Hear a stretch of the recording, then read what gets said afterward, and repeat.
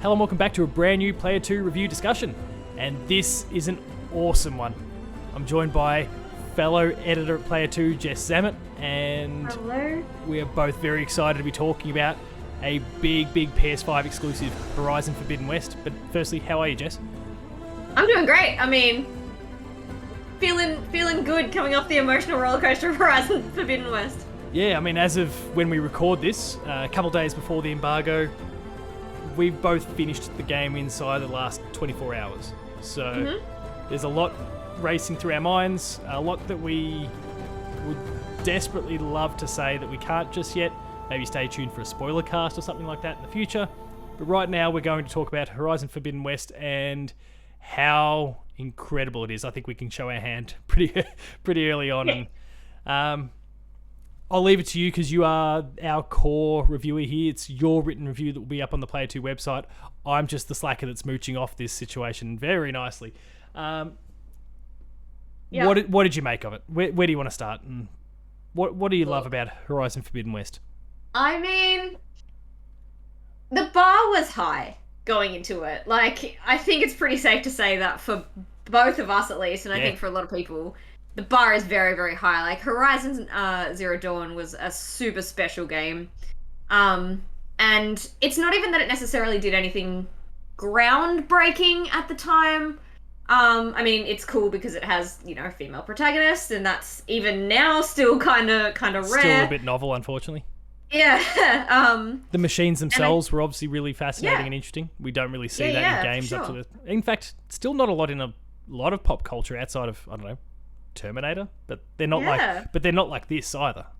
No. So they're very unique. The world that it created is quite unique, but I think a lot of people saw it as just kind of like, it's, an open world game. It's just another one of those kind of open, and it just didn't feel like that, despite the fact that, that's kind of what it was at its core. And I think Forbidden West is, I mean, it managed to live up to that bar that first one set and just kind of leap over it. The themes in the first one were particularly, like, personal to me, I think like a lot of them really resonated with me. Yep. And a lot of them were, I didn't really know how they were going to tackle that sort of stuff in this sequel, coming off some revelations from the end of the first one, I guess, about, like, family and kind of who you are and how that shapes and those sorts of things. Identity, but I should not have been concerned. I was wrong to be concerned, I think. I think they did a beautiful job of tackling everything that they decided to tackle in this game. It's a lot of the same as the first one in terms of, tone. Obviously, Aloy's still there. Aloy's amazing. She's always been amazing. Yeah, this really strong, powerful female protagonist. Who's just really strong, miles really ahead of everyone else. Not just strong in terms of that physical side. She is, but it's just that intellectual stuff, that strategic stuff. She's just so far ahead of everyone else. It's not funny. Yeah, no. But it's all believable too. It's not. Yeah. Yeah. She's just this. Adaptable. Amazing hunter. Amazing, clan tribe. Contributor, I guess. Yeah, team player. Despite the fact that they were horrible to her in the first one. Yeah. Just kind of an amazing protagonist. And obviously she continues to be amazing through the second one. I mean, in a lot of ways, it's a lot of the same as the first one. Mechanics are largely the same. There's a bit of new stuff. Yeah, I mean, some things like the verticality is obviously a big factor, though. I don't know about you, but because I don't know how much kind of pre-release marketing you might have digested. Yeah. But I certainly felt like there was going to be more of the vertical aspects than there actually was in the end. I still think of one gameplay demo where they really emphasised that heavily with a tremor tusk there, and I think most people have seen the demo that they were showing off there, and it was very vertical. You were kind of navigating in and out, weaving in and out of buildings, and then there's platforms that you could grapple onto, as well as then diving under the water. And I didn't really find myself in many of those sort of circumstances at all. But that could also just be that they were there and I wasn't really taking advantage of it. I don't know. What was? Did you kind of utilize that vertical aspect a bit more, or? I think that there are certain side quests which take you to places where you have to. Yeah, okay. Where you have to kind of go high and go through buildings and be grappling around. I think for me, my play style for this is very much a hang back, be stealthy, shoot from afar kind of approach. So I was looking for those kind of vantage points Yeah. and bits that I could, be up, sneak below, do all that kind of sort of stealthier stuff. The main quest, yeah, I agree. There are some bits where there's like a lot of climbing, but you're going kind of around things and you're navigating these things, but not necessarily like in the heart of Yeah, it's battle more of a kind of platforming thing. sequence as So, opposed yeah, to part of the dance that is combat. yeah. And there's a lot more platforming, I would say, in Yeah. this game than in the first one. And not all of it sticks at times, to be No, fair. Like every now and then, you've highlighted a couple of things in a chat prior. I also found yeah, that. Sorry to kind of no, interject no, there, no. but I found there was a couple of times where I'm climbing a cliff face, and all of a sudden I'm still hanging on, but Aloy's facing the complete opposite direction, and then couldn't jump up any further. That was a bit weird. Yeah. They're all little things that you're going to get when you have a massive open world that's designed to be scalable. You're always going to get some little weird quirks. There's too many things to QA there properly, I'd imagine, but they'll get cleaned up after the fact. Yeah. So they were super There were some minor, bits where it was like, I'm not sure if it's like a my skill issue or if there's there were some really finicky bits where it was like, you have to jump off this really tall ledge out to grab something, and it might have been a platform or it might have been, something in the air. the drones, And I would that. feel like Aloy wouldn't quite like naturally go that fast. It would take me a couple of attempts, and I was like, I don't know, this is not fun. And I think it's not my lack of, I'm not amazing at it, but like I think it just didn't feel as kind of tight as I wanted it to. Yeah.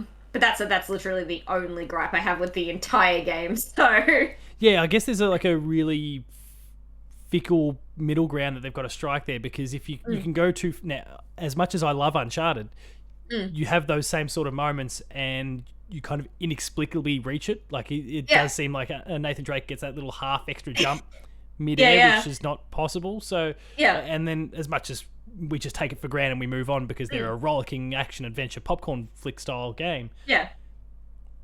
You do notice that stuff, and so here with that not happening, you're like, oh, maybe would I have rathered that? I don't know, but but I also appreciate the reality and like that she's got this skill set and it's pretty tight and rigid as to what you can and can't do. Yeah, I think cleverly in this one they avoided some of that with the grapple. Yeah, because it would be okay. Ellie has to make this giant dramatic jump, so you would have to be aware of your surroundings enough to be looking around for that grapple point. Because where it seemed like oh, there's a jump here, no human can make this jump. More times than not, it was like, you're not supposed to. You need to look harder and be more aware of what's happening around you, and realize that there's a grapple here or there's something that you need to pull down in the environment so that you can create a new platform for yourself. Yeah. And it took a little bit of time to get into that mindset where I was like, okay, I have to be looking for these things and to kind of trust it enough, I guess.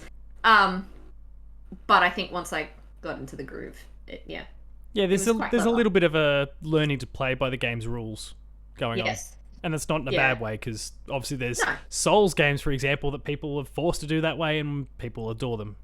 I don't know why, you're crazy people, but you adore them.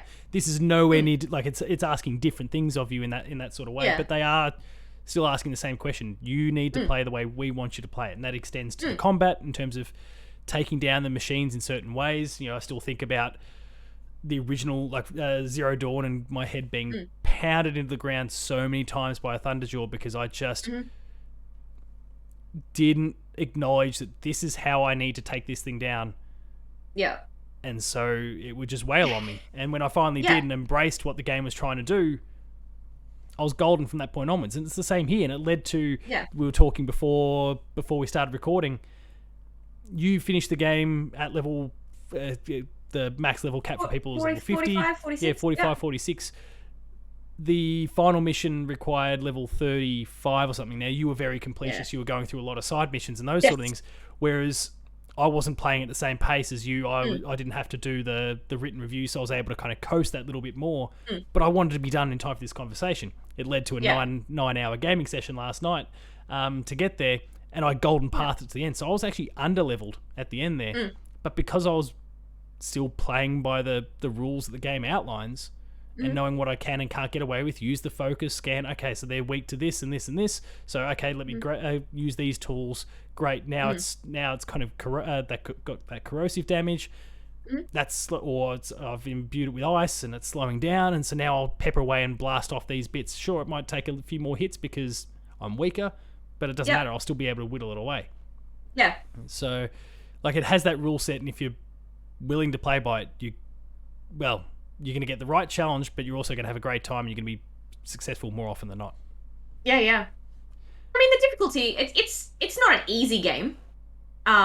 Learning those rules is not necessarily easy. What each machine does, they've got they all act and behave different ways. They do, and some of them are so quick. Like there were the amount of times that I was like, I just need to put enough distance between me and this machine to just pull off one shot with this bow, and it just wasn't happening because they were so quick. And I guess that's when it comes in, when what you're talking about comes in, and you've got to change tactic and. Between their speed, or in some cases just the AoE on a few of them, like the amount of range they've got to some of their attacks is enormous. Even if they're a bigger, lumbering, slower moving machine, there's a lot to contend with at all times. There's not really. My eyes lit up towards the back end of the game, and everyone knows that we go off to San Francisco at one point, but I won't explain why we're there. And I saw red eye watches. I'm like, watches, huh? Okay, that's a blast from the past. I know what to do with you. Bang, straight through the eye. That was a nice little relief. But that was really the only exception. The rest of the time it was, okay, what are you? How do I need to do with it? Okay, stalker, great. So you're going to try and I need to blast off this component because that component is what's giving you your camo, your stealth. Once I do that, I'm in the box seat again. Okay, Thunderjaw, well, you've got this big mounted weapon here on your hip. I need to blast that off so that you, A, don't use it against me, and B, if I, in a pinch, if I can get over to that thing and blast you a few times with it, I'm in the box seat. So it's it's this constantly evolving dynamic between you and the machines and how it is that you actually need to fight them. And then they introduce all these new ones on top, like the Tremor Tusk and whatnot. Others that there are some very cool new machines. Yeah. This one. So, and I'm just keen to see what they do next in that respect. Yeah, absolutely. But like there's some little platform. We really went off track a little bit there, but this game's pretty amazing. Yes. There's some little, as you mentioned, as we've both mentioned, there's some little platforming quirks, but nothing that they can't iron up, I guess. Iron out, I should say. Yeah. No. I reckon they'll patch it, and that'll be smooth, and this game will be perfect, I guess. I mean, it's pretty close to it now. As much as a game or anything can ever be perfect, this is really close. I think the only other thing that I would flag is if you haven't played the first one, there's going to be like a lot of lore that you need to kind of wrap your head around. It does get really heady. If you hadn't played the first one, you would struggle quite a bit to really work out all the nuances of what's going on, because they jump straight into talking about what happened at the end of the last one. And, stuff that took Aloy like the last third of the first game to learn, they're kind of heaping on you in the first bit of this one.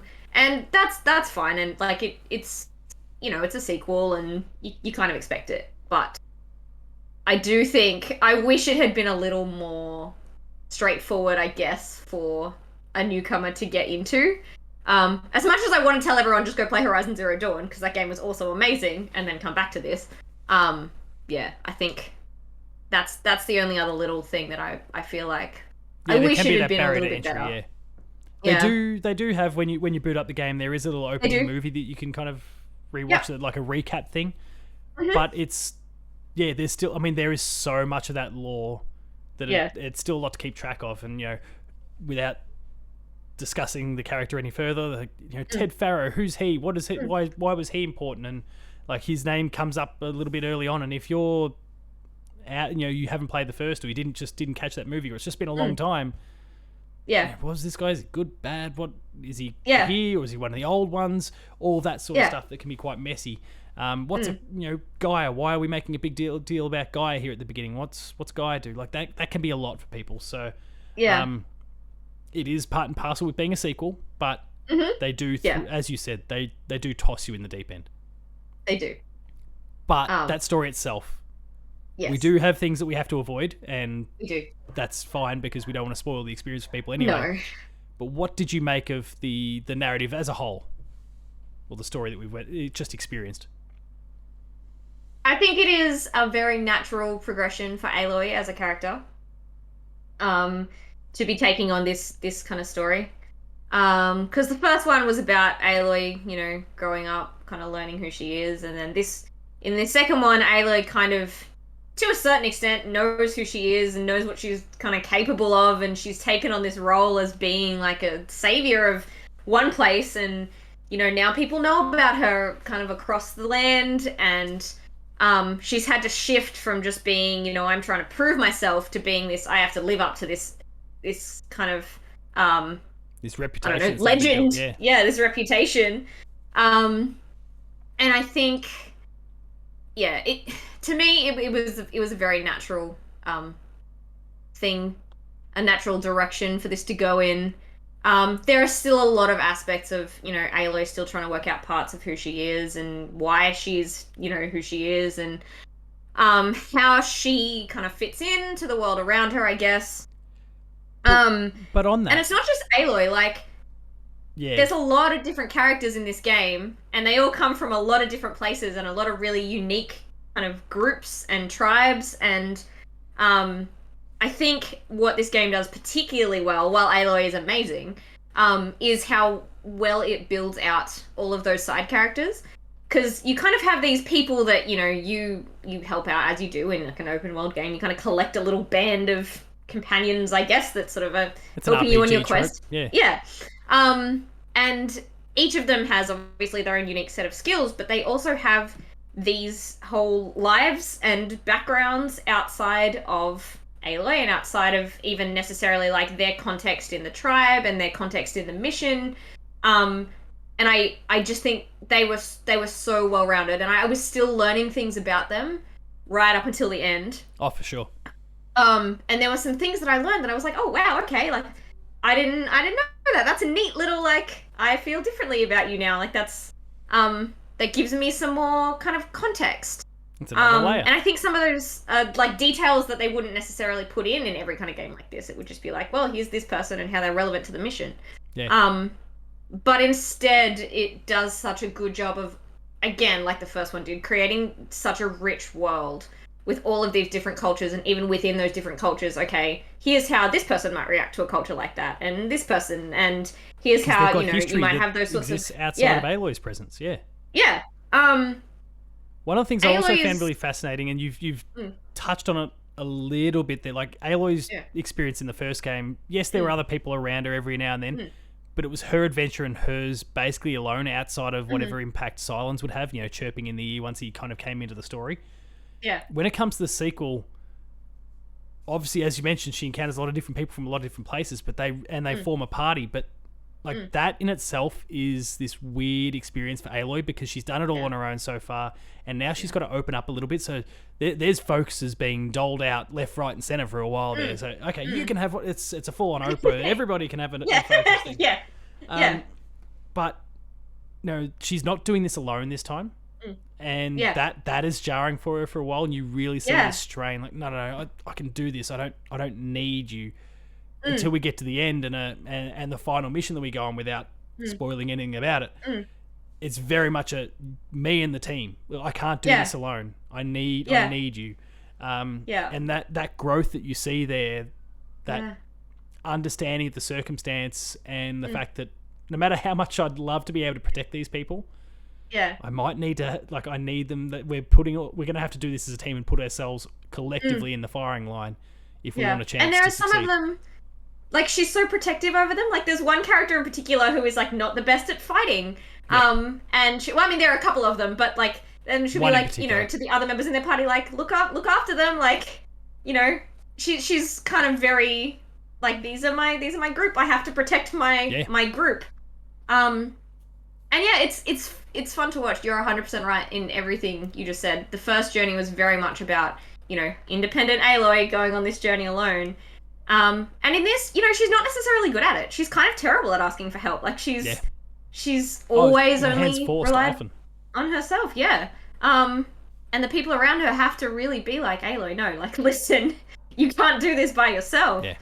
And it's cool to see her in that new context and see her struggle a little bit with the next step in, I guess, having to open up to the team in order to kind of work together effectively. Yeah, absolutely. You're 100% right. Yeah, and I mean, it'll just be interesting now that this team, like, and sorry, what we can say without spoiling anything in the story is that it's so blatantly obvious that there's a third game coming. It's not even funny. Get excited for 2025, everyone, because I reckon that's going to be a great time if you're a fan of Horizon.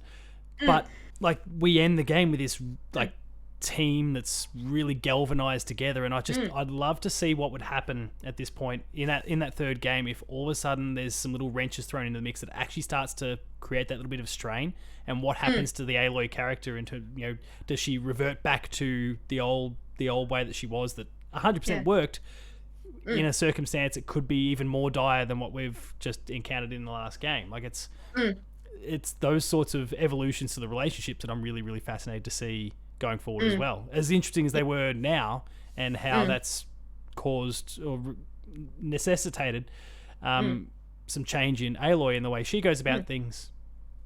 What happens down the line could be just as fascinating. So I'm really excited for that.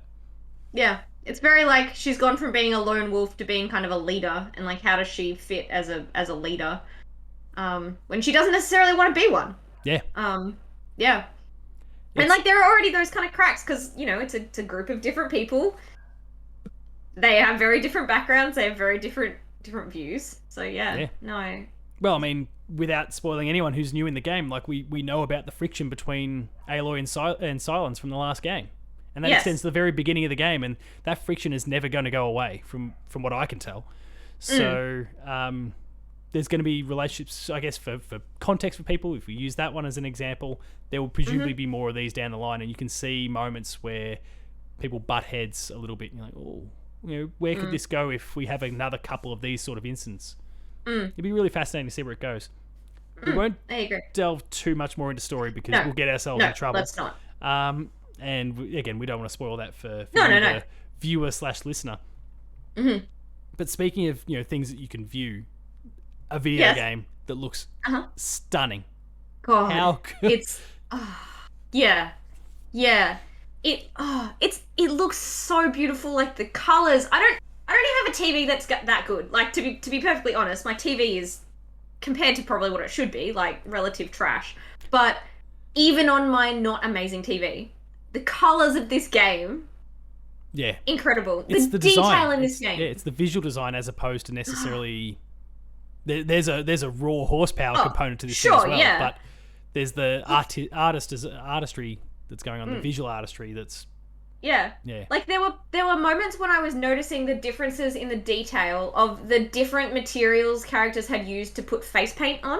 Like, even within one character's face paint, it was clear that there was like a, one that was more like chalky and matte, and then above that they'd used like a kind of shiny or liquidy substance. Like, just seeing those tiny things. And that's not video game shiny faces, people. That is like, there is that contrast between their raw, like, just raw, clean skin to those different sorts of paints. That's not a video game thing in this case. That is design. Yeah. I'm glad you noticed that as well, because that was something else. I spent so long. Is that just kind of shiny video game face stuff here, or what are we looking at? But no. Yeah. You're 100% right. Yeah. Yeah. I can't believe that we live in a time, like, I want to go back and replay the first one now, because I remember when I played the first one being like, this is incredibly beautiful, and like, I played it on an original kind of PS4, and I remember, and you always do, you play it being like, wow, this is the future, this is as good as it's gonna get, I can't imagine anything being more 6 amazing. months later it looks yeah. So I kind of want to go back and see how it compares, because this is just incredible. Yeah, it's stunning. And again, from that technical but also artistic side, both of those kind of pillars really stand strong, and it creates a stunning picture. I guess in this early stage, and it might be something that's kind of patched even within a week or so, it was disclosed to us that there was going to be a patch that fixed up things like texture pop-in and that sort of stuff, environmental pop-in. And that patch is rolled out, and I'm still seeing a little bit of it. So there's still some finer edges they need to clean up in that space, and that was on a PS5. So I'm not sure how that will be for anyone running on a PS4 or a PS4 Pro.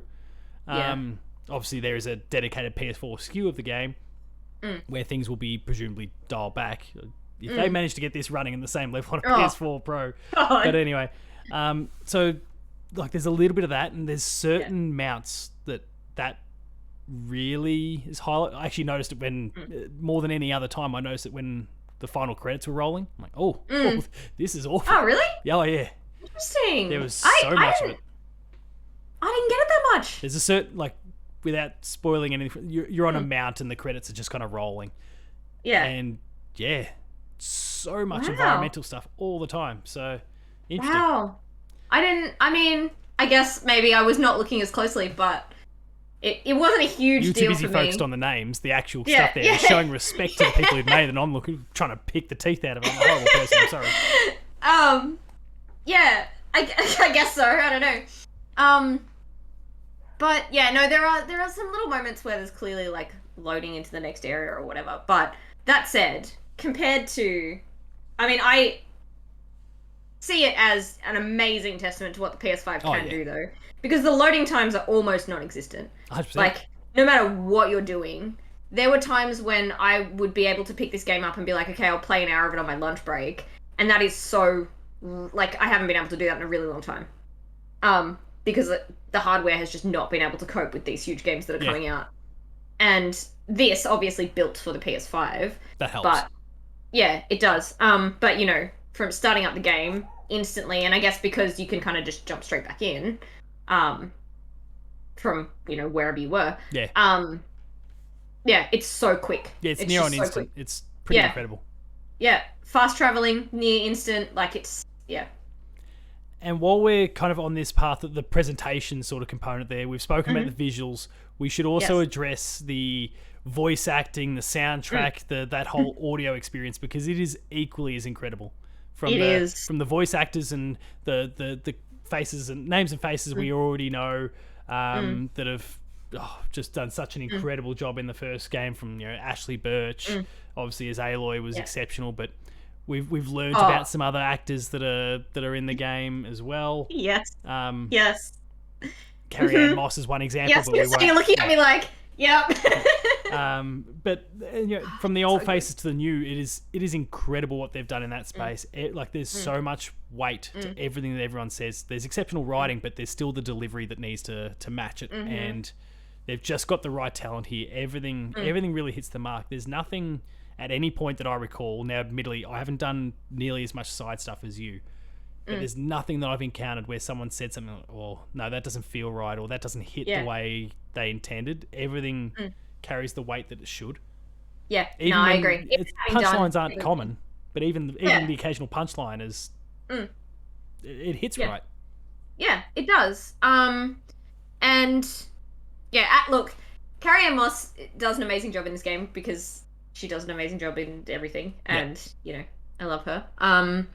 But Ashley Birch, she's healing it in this game. Like, I was so impressed by what she managed to do. Like, with where Ashley Birch has come from, with her kind of games influencer sort of space, and kind of all the stupid fun and games that was kind of her day-to-day before, to what she does these days with the likes of Horizon. It still blows my mind, but she's incredible. She's so unbelievably good at this. Yeah. It's so weird having seen, so in between this one and then and the first one, having seen Mythic Quest and seeing her just being her as like this tiny woman who is just kind of you're not Aloy. Not like Aloy. She is so good at being not her. I guess, you know, that's just her job. But, like, it's one of those things where you really sit back and you're like, oh, wow, you're very good at your job, Ashley Birch. Oh, yeah. But, I mean, like, it's weird that you think, like, this is the same person who's Tiny Tina, and... yeah. But then she's also in Life is Strange, the original. I can see the evolution from Chloe Price to Aloy. I see it. I see the... There's a bit more of a through line there. I think it's the confounding variable in the whole thing is the Tiny Tina. But then when you're at, like, you can see the through line with that going back to her work before voice acting. So it's she's incredible. And then there's Lance Reddick, who's just, he does what he does in Fringe and a whole host of other TV shows. Like, he's exceptional in what he does there, and he brings it perfectly for Silence. Again, Carrie-Anne Moss. And then the likes of like a lot of the other key faces that we see along the way that we meet that come and go for longer periods and shorter periods, some that are there from start to finish. They just don't miss the mark. No. Gaia's voice, incredible. Now, obviously, we knew what Gaia sounded like from the last game, but just like, it's, yes, if you're an AI that could, you know, basically save the world, I'd imagine you would sound like that. It's this I would imagine so. Warm, homely, sort of calming tone. Like, everything's just perfect in that regard. On the flip side, there's the soundtrack. Yes. You mentioned this first when we were talking before the show, so you should kick this one off for sure. There were moments I just kind of didn't notice it, and I guess that's a sign of, sometimes, you know, but then I would just be kind of scaling a building or something, and I would notice that it had just gently ramped up, like over time, and I hadn't kind of seen it happening, and I'm like, no, this does feel kind of epic. Like, they've really nailed the relationship between the soundtrack and the narrative, and the gameplay. I mean, I'm gonna listen to this soundtrack when I'm just doing other stuff, and I want background noise to just make me feel nice. Like, it's really, it's beautiful. Yeah, no, 100%. There's a fair bit of it that I've already just, not that there's a lot out there for us yet. Like, it's not like we got sent a copy of the soundtrack with the review code. So like, I'm just like you. I'm sitting back waiting for it to pop up on the Apple Musics and YouTubes and all those sorts of things of the world, so I can devour more of it and probably even just buy it at some point because I'm a sucker for it. But it's incredible, and the way, as you mentioned, like the way it blends into and merges with the gameplay, the storytelling, everything is just that whole presentational aspect. We'll bundle video back in there. Yeah, it's just exceptional. It really I can't speak highly enough about what they've done there. No. Because I did think after the original, after Zero Dawn, okay, like, there's one track that, you know, really stuck out, and everything else was kind of forgettable's harsh. I don't like but nothing really stuck around, I suppose. There's quite a few things that, I if I heard that just randomly start playing somewhere, I would visualize this particular part of this of the world of this game, or I'd remember this particular moment, or I'd remember the main theme because the main theme is awesome. All that stuff. Like, that's when you've got not just exceptional music, but you've integrated it perfectly. Yeah, absolutely. I agree. Is there anything else you want to talk about at all? Because we could, we've gone for about 30 plus minutes so far, but we could probably talk for an hour about this and still somehow not spoil it for people. I reckon we could. Look, I don't know. I think it's hard to talk about some of the things that made it so amazing. We are still in a tricky spot. We are in a tricky spot. But I think it kind of sums it up to say that it's an evolution of the first one. I think a clever evolution of the first one. The character depth is amazing for Aloy, but also for Aloy's kind of friends. And not friends, enemies. Like what we see from Regala and those sorts of things, like Regala being painted as one of the key antagonists of the game. Like, I totally understood where she was coming from with everything. Like, I understood the decisions she'd made that led to this current point. Would I have gone there myself? Hopefully not, if I was in the same situation. But I can understand how you'd get to that point, and I can understand the anger and all of that sort of thing. Like, everything's really well done. Every single character in this game, from, you know, main protagonist to random NPC that you speak to once, I entirely understand their motivation for doing whatever it is that they were doing at the time. For asking me to go on a particular quest, for, you know, making choices that I didn't necessarily agree with, for, you know, anything that they might have been doing in that context. I was given enough about them to be like, yep, I get it. That makes sense. I get why. This is a person that makes human decisions like this. And I think that that's quite an impressive feat, to have so many And I mean, obviously, you don't know everything about every NPC, but like to have created context for everything and for everyone, I think is amazing. It's narratively so strong. Yeah. And it kind of had to be coming off the back of the first one. I think everybody's looking for it to be That a next jump. narrative Yeah. masterpiece. But I think they've done a wonderful job of that. Yeah. And of building the world and expanding on the world. And I mean, you touched on one point there with the that no matter what decision they made, you could understand how. There's one or two moments along the way that I would say don't fit into that and into that category, and they are massive. We can't talk about them because they're spoilers, but like they are massive revelatory moments and are really going to shake up what comes from this point on. So, like those, I mean, we're not going to see the payoff for those presumably until the next game, but like they are big moments that kind of shape or potentially force you to rethink the way you've assessed a character up to that stage, and they're really fascinating as well. They don't do them often because then it does start to feel a bit disingenuous and you're just making it up as you go to suit whatever you want. Like these, I mean, you could see these characters making these sort of decisions, but you don't expect them. Like it's it's really well done. I mean, there are times when Aloy does things that I don't agree with. There were times that happened in the first one too, where she's just kind of straight up an asshole to people, and I'm like, Aloy, why? Like, take 1 second to think about your words. But even then, I get it. I get why.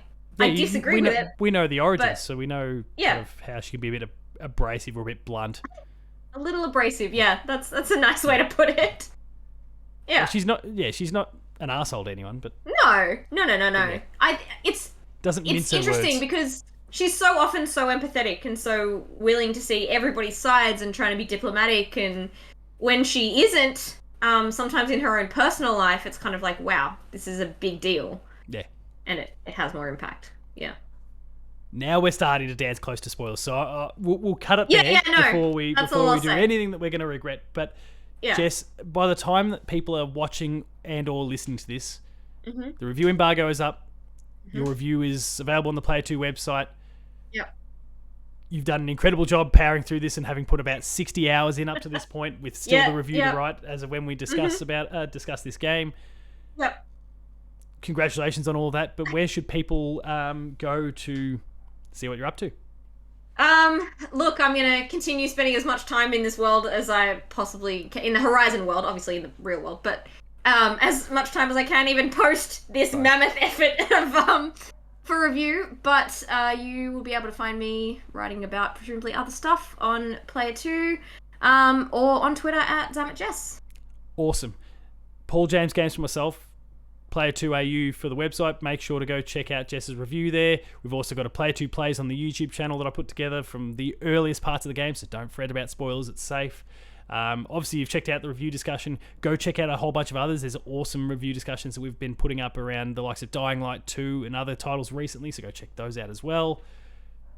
But yeah, we've already kind of highlighted it. Probably at some point there's going to be a spoiler cast of some sort, so I very much look forward to having a chat with you and presumably a couple others about this incredible game, and I just look forward to anyone who's watching and listening now going out and getting hands on with this thing beginning Friday. It's still a few more torturous days for people.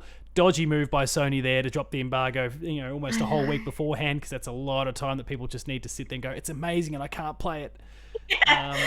It's rough. I'm sorry. I feel for you, but please be excited in the words of Square Enix. Yes. Because please look forward to this game. Yeah, because I don't know. I don't want to call too early, but because there's not been a hell of a lot of competition so far. It's February, Paul. But, I mean, this is Game of the Year sort of stuff. Yes. Yep. It's going to be in that conversation. If something else beats this, I will be, overjoyed. Yeah. But it's hardly a bad thing, but yeah, the bar is so high. So yeah, I agree. It's a great start to the year. It is. What a start. All right. Hopefully to many more. We will wrap things up there. Thank you very much for everyone who's watched and or listened to this. Thank you again, Jess. Anytime. And we'll see you next time. See you later.